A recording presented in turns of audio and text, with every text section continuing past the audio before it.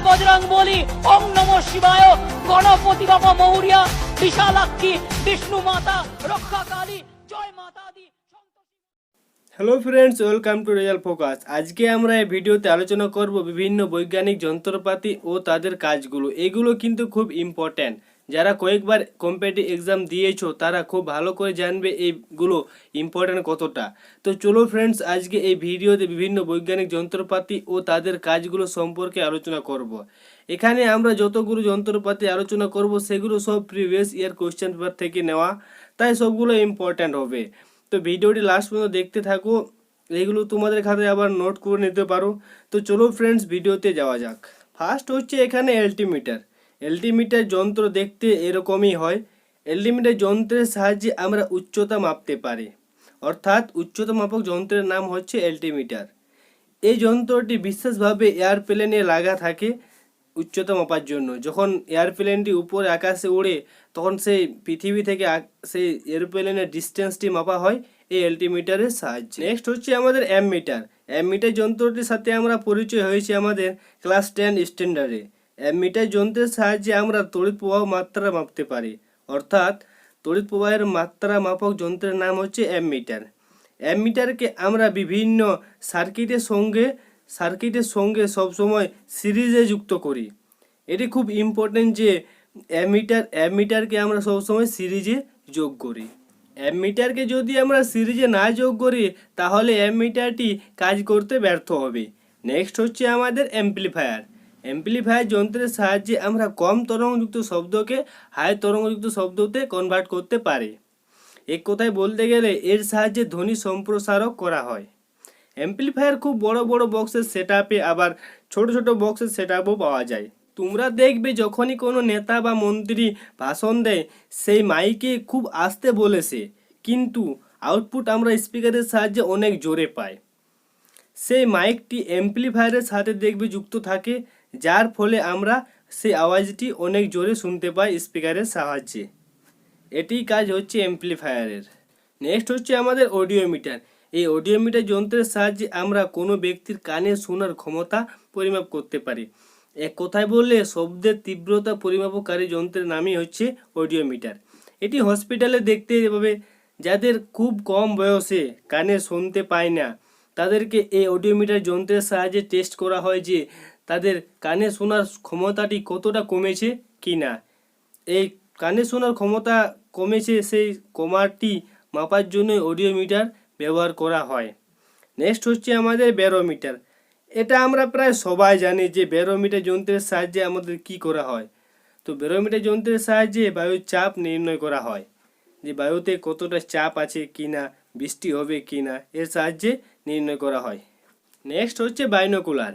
এই বাইনোকুলার যন্ত্রটি দেখতে প্রায় দূরবীনের মতনই। এটিরও কাজ সেম। দূরের জিনিসকে খুব সুন্দর ও স্বচ্ছ দেখতে সাহায্য করলে এই বাইনোকুলার যন্ত্রটি। নেক্সট হচ্ছে ক্যালোরিমিটার। ক্যালোরিমিটার যন্ত্রটি দেখতে এরকম হয়। ক্যালোরিমিটার যন্ত্রের সাহায্যে কোনো বস্তুর তাপ পরিমাপ করা যায়, যে সে বস্তুর কতটা তাপ আছে, অর্থাৎ ক্যালোরিমিটার হলো তাপমাপক যন্ত্র। নেক্সট হচ্ছে ক্রোনোমিটার। ক্রোনোমিটার যন্ত্রের সাহায্যে গ্রিনিচের সময় পরিমাপ করা হয়, আর এই গ্রিনিচের সময় অনুযায়ী আমাদের যত তারিখ রেখা রয়েছে, যত সময় রেখা রয়েছে, সেগুলো সময় নির্ণয় করা হয়। নেক্সট যেটি হচ্ছে সেটি হচ্ছে আর্ক ইন্ডিকেটর। আর্ক ইন্ডিকেটরের সাহায্যে উদ্ভিদের বৃদ্ধি পরিমাপ করা যায়।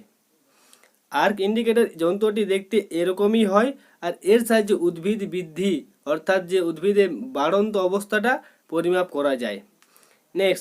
নেক্সট হচ্ছে অ্যানোস্কোপ। অ্যানোস্কোপের সাহায্যে শরীরের অভ্যন্তরীণ কাঠামো পরিমাপ করা যায়। অ্যানোস্কোপটা তোমরা দেখতে এরকমই হবে, তোমরা দেখো ছবিতে।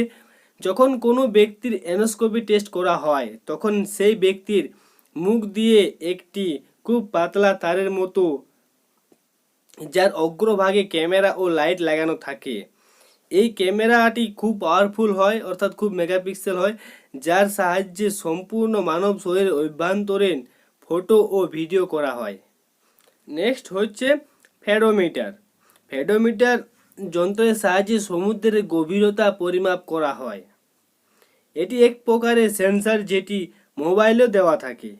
নেক্সট হচ্ছে আমাদের গ্যালভানোমিটার। গ্যালভানোমিটার যন্ত্রটি আমরা প্রায় সবাই দেখেছি, প্রায় 10 ক্লাসে বা 11-12 যাদের যাদের সায়েন্স ছিল তারা অবশ্যই দেখবে এই গ্যালভানোমিটারটি। গ্যালভানোমিটার যন্ত্র দিয়ে আমরা চৌম্বক ক্ষেত্রের উপর তড়িৎ প্রবাহ মাপতে পারি। এরপর হচ্ছে হাইড্রোমিটার। হাইড্রোমিটার মানে এখানে দেখো তোমরা হাইড্রো মানে এখানে জল। হাইড্রোমিটার যন্ত্রের সাহায্যে আমরা জলের ঘনত্ব মাপতে পারি, যে 1 গ্লাস জলের মধ্যে তার ঘনত্বটা কত আছে সেটা মাপতে পারি। অর্থাৎ এই যন্ত্রের সাহায্যে যে কোনো লিকুইড পদার্থের ঘনত্ব পরিমাপ করা যায়, প্রায় যে কোনো। এরপর হচ্ছে হাইগ্রোমিটার। হাইগ্রোমিটার যন্ত্রের সাহায্যে আমরা বাতাসের আর্দ্রতা পরিমাপ করতে পারি। সহজ ভাষায় বলতে গেলে বায়ুর মধ্যে জলীয় বাষ্প মাপতে, মানে বায়ু কতটা শুষ্ক আছে তা মাপতে হাইগ্রোমিটার ব্যবহার করা হয়। নেক্সট হচ্ছে হাইড্রোফোন। হাইড্রোফোন যন্ত্রটি দিয়ে জলের মধ্যে শব্দকে পরিমাপ করা হয়, যে জলের মধ্যে শব্দের তরঙ্গের বেগ কত রয়েছে, এগুলো হাইড্রোফোন যন্ত্র দিয়ে মাপা হয়। Next and last lactometer. ল্যাক্টোমিটারটি কিন্তু খুব ইম্পর্ট্যান্ট। ল্যাক্টোমিটার যন্ত্রের সাহায্যে দুধের ঘনত্ব পরিমাপ করা হয়। সে যে কোনো দুধের ক্ষেত্রে, মানুষ বা পশু, যে কোনো দুধের ক্ষেত্রেই এই ল্যাক্টোমিটার যন্ত্রটির সাহায্যে দুধের ঘনত্ব পরিমাপ করা যায়। সো ফ্রেন্ডস, এখানকার মতন এখানে শেষ করছি। যদি এই ভিডিওটি ভালো লেগে থাকে তাহলে অবশ্যই লাইক করবে আর চ্যানেলটিকে সাবস্ক্রাইব করে নেবে এইভাবে নতুন নতুন ভিডিও পাওয়ার জন্য। আর যে টপিকে তোমাদের ভিডিও চাই সেই টপিকটি তোমরা অবশ্যই কমেন্ট বক্সে কমেন্ট করে দেবে। তো চলো ফ্রেন্ডস, এখানকার মতন এখানে শেষ করছি। দেখা হবে নেক্সট ভিডিওতে অন্য একদিনে অন্য কোনো এক টপিকের সাথে। किसी का हाथ नहीं था सर पर, यहाँ पर आया खुद की मेहनत से मैं। जितनी ताकत किस्मत में नहीं उतनी रहमत में है, फिर भी लड़का सहमत नहीं है क्योंकि हैरत नहीं है। जरूरत यहाँ मर्जी की और